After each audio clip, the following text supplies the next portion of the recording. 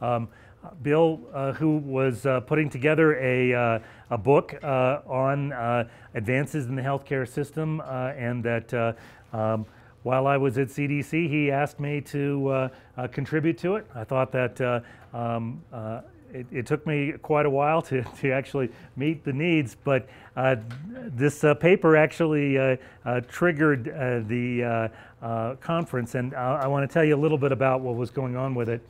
But first, we're going to show you a lot of diagrams. Maybe some of you, my kids are going to college, or I have my youngest one applying for college. So just because we have a diagram like this doesn't mean we fully explain what's going on here. But as you can see, that the and I'm hoping that those of you who choose to stay out and enjoy Park City after dinner don't go to college too much. So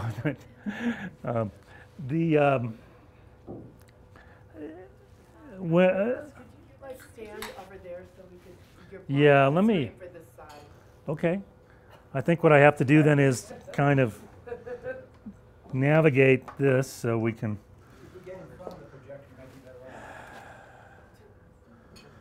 Yeah, that might work too. I think, will this work here? Yeah.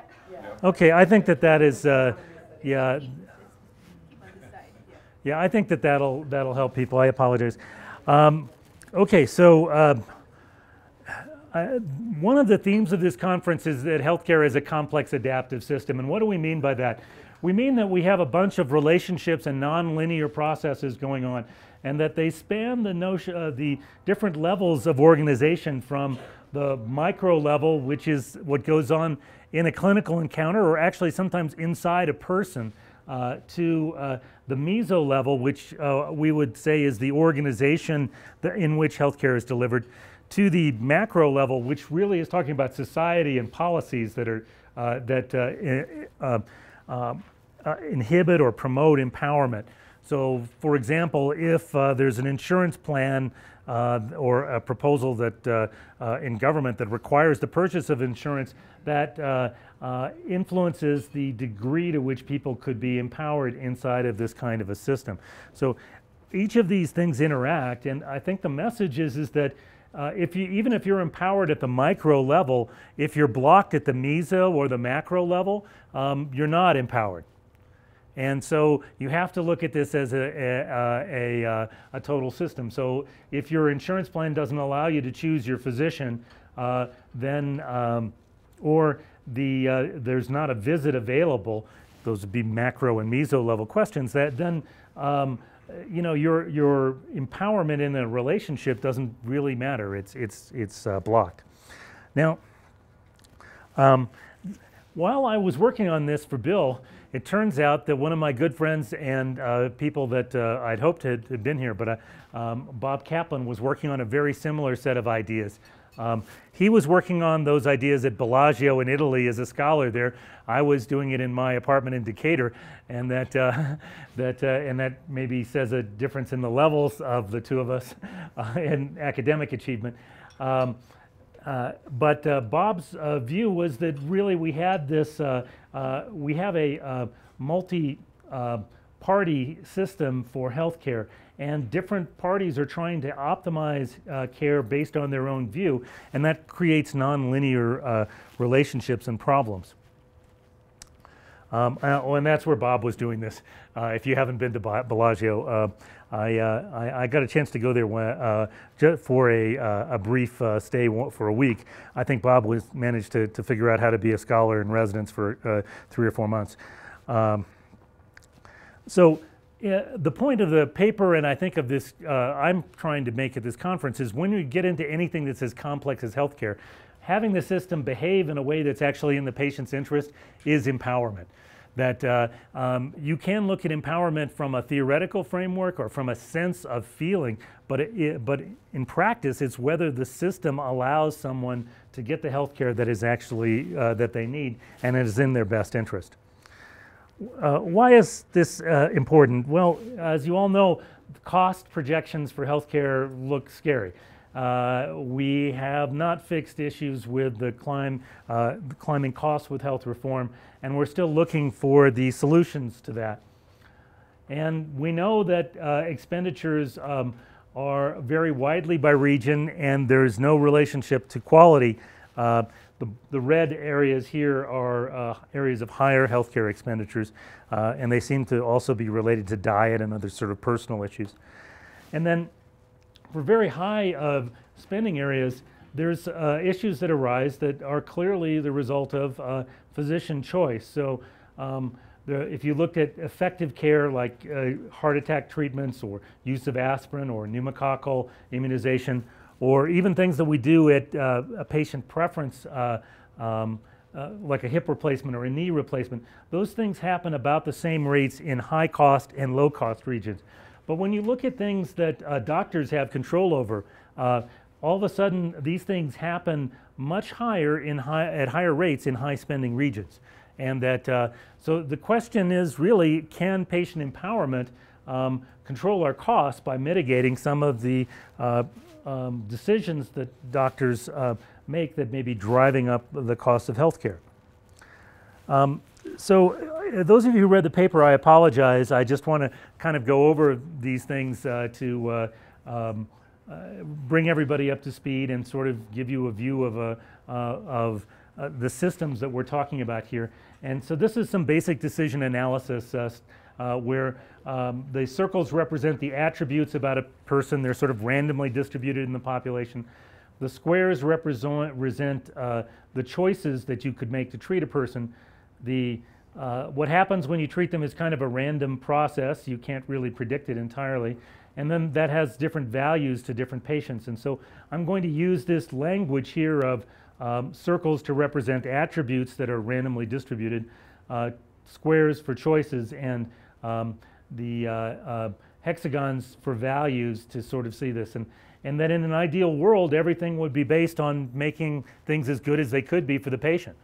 And that it's actually a little bit more complicated than that, and that many of us are also involved in individualized medicine efforts where you're trying to understand the demography, the symptoms, heredity, environment, and that these things combine to create some kind of the patient's current health, their phenotype really. And then along with that, we recognize that for individualized medicine that you have to tailor care to what's important to the person, what their values are, and that should influence the state of treatment. Sometimes you'd like to decide to do diagnostic testing to tell you more about the physiology. You might do testing to find out more about a patient's values, and that would influence the what you know and your choice of treatment. But there might be some risks in diagnostic testing, and that again, that all goes together to represent the outcome for the patient. And so, if you're looking at this, this is just a way of expressing in a graphical language what the process of making a good decision is. It's taking the risks, tailoring to the individual, figuring out what other information you need, and then making the best choice. And that simply, in my view, is empowerment, is when that process actually works. And there are a number of tools, and this is a slide for one of them that shows how we can help patients go through this process to be in control of the decision making themselves. This comes from Mayo Clinic, and it's a very nice set of cards that they work through patients with on choices for diabetes that talk about how a treatment might affect weight change, their risks of hypoglycemia, the effect on blood sugar, and other types of things, so that the patient can learn about their condition and go through this process of decision making themselves and lead that process of decision making. And that that has really been at the center of efforts to empower patients in healthcare. For probably the last 20 years, there's been this idea that if we gave people enough information, they would be able to, and enough support, they would be able to make the best decision for themselves, kind of perhaps with the doctor helping them inform that process. There are a wide number of decision aids that have been created. This is from a review in Health Affairs in 2007, but by 2006, over 450 decision aids have been listed in the Cochrane database. Amazing number of tools. The accessibility of these tools is probably somewhat limited. The lifespan of the tools may be somewhat limited, but they're a broad range of tools available.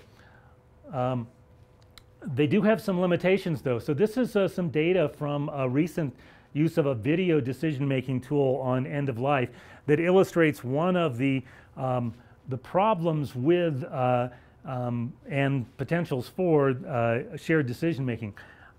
By showing people the video, what we're able to do is to move people generally toward more conservative treatment.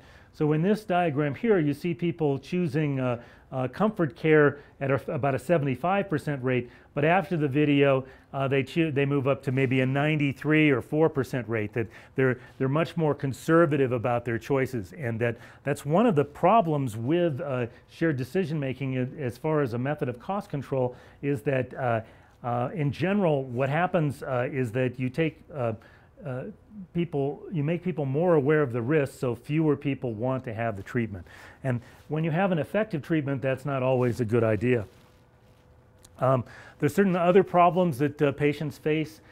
People under stress are not particularly good at making decisions. There are sort of cognitive biases that come out under stress, and we'll hear maybe more about that today from Jason.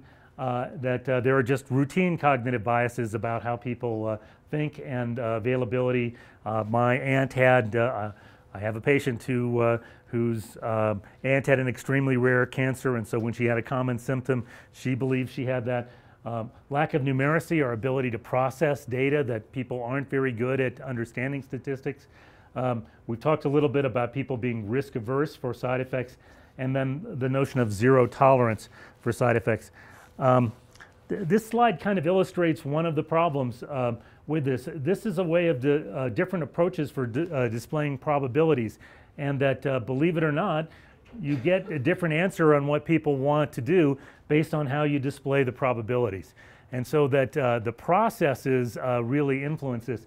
Now, we've come to the conclusion that that this type of display up in the left-hand corner is probably the one that biases the estimate of probabilities the least on average.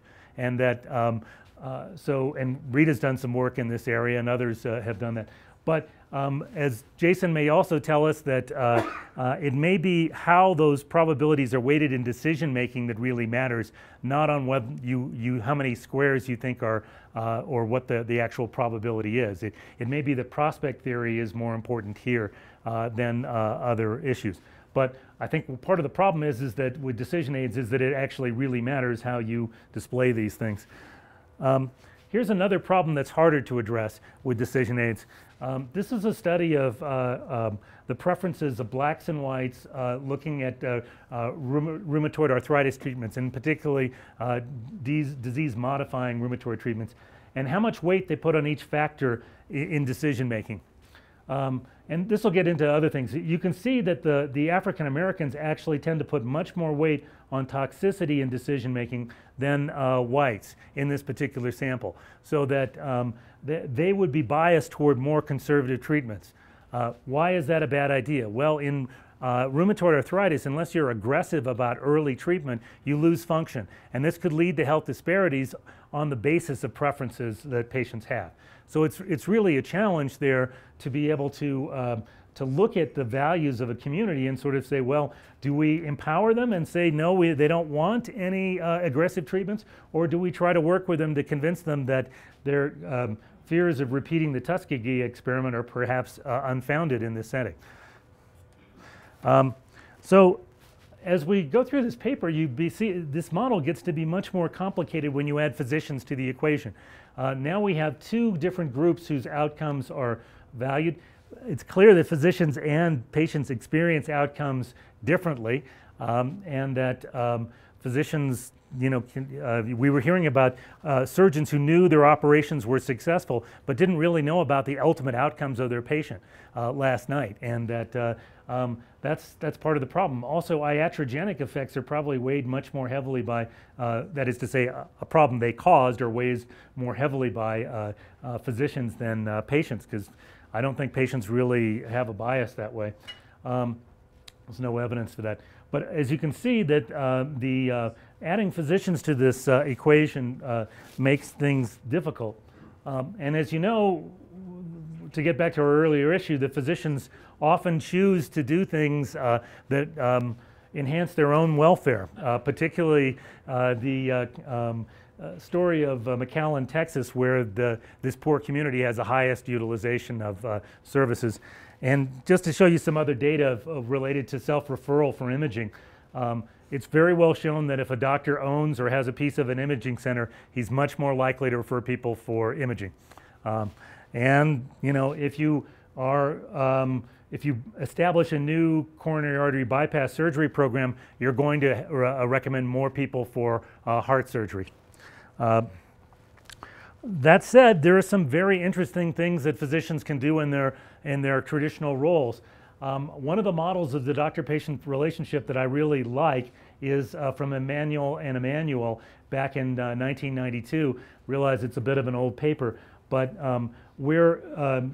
we moved from a series of thoughts where, you know, in shared decision making, we might look and say a physician's job is to be informative, or maybe it's to be interpretive. That is to say, I'll tell you what's going to happen, I'll interpret what this means for you.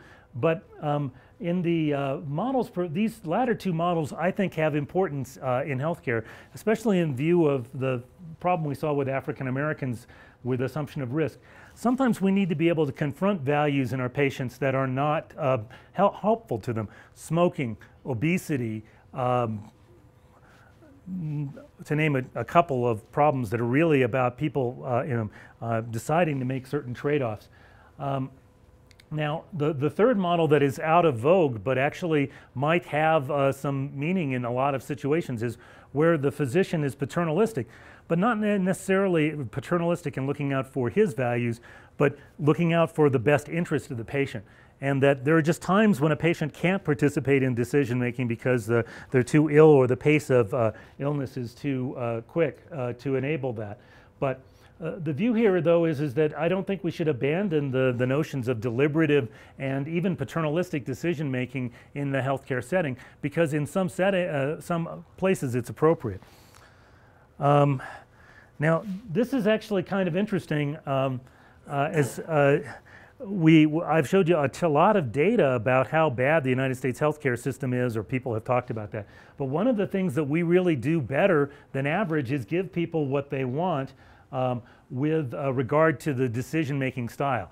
When doctors who are high utilizers actually convince the patients to go along with it, and that they are adapting to it. You can see here that in Canada, the rate of concordance between the model the physician is using for decision making and what the patient wants, that is to say how much involvement they have in the decision, is actually pretty mixed. And that may reflect a single payer system without a lot of emphasis on patient autonomy. Whereas in our system, as screwed up as it is in many ways, we have much higher concordance, at least in this one paper, and it's probably worth checking out. So I think that it's not as to say we don't have a problem with it.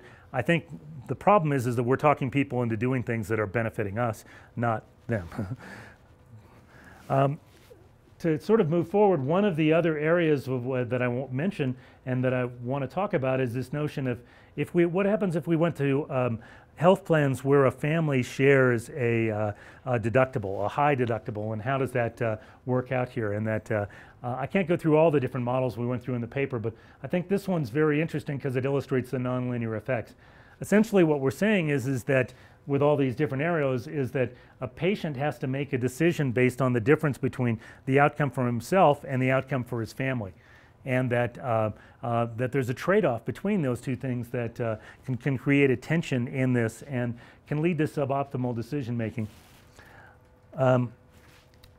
As most of you know, that this type of consumer-directed healthcare does really lower costs, and that so it's a potential strategy to do that.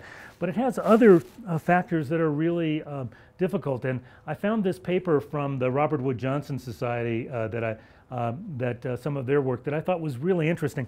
So imagine a world where, and this is the experiment they did, where healthcare for preventative services is free. and that you're in a high capitated environment. You're in an environment where there is a high deductible, but you don't pay that deductible for your preventative services. What happens in that environment? What happens then to the rates of preventative services? Would that influence them? Would it change anything? And what's interesting here is that just by changing the process where people have less contact with the healthcare system and other things, even though these services are free, that the rates of the services drop in patients who are on these high deductible plans. It's because they have less opportunities, and that's a good, for me, that's a good for prevention.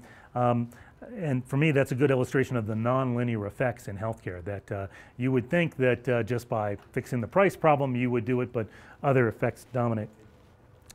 Well, this is really what we have in our society, where there's at least 3 different groups with outcomes all competing with each other, and that's what makes things so nonlinear in this. But in this world, if we could get this system to actually act in the patient's best interest, I think that we would really move things forward. So I think we could take 1 or 2 questions, and then we'll let Bill go forward with his talk.